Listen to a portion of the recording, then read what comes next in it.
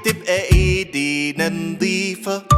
مهم جدا يا اصحابي اننا نغسل ايدينا بالمية والصابون وتبقى ايدينا نضيفة.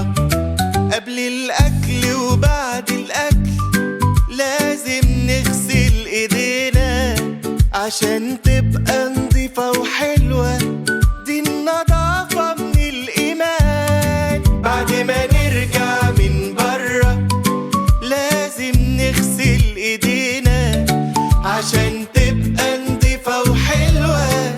دي النضافة من الإيمان. مهم جدا يا أصحابي إننا نغسل ايدينا بالمية والصابون وتبقى ايدينا نضيفة.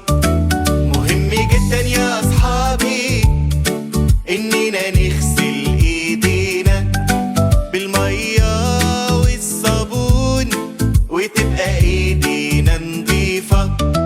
بعد ما نلعب كده برا لازم نغسل ايدينا بالمية والصابون عشان تبقى كده نضيفة.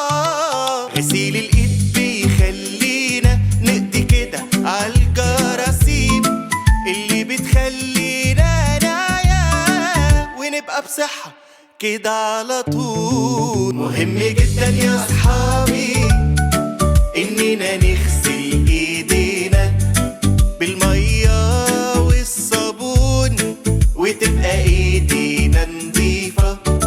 مهم جدا يا أصحابي إننا نغسل ايدينا بالمية والصابون وتبقى ايدينا نضيفة.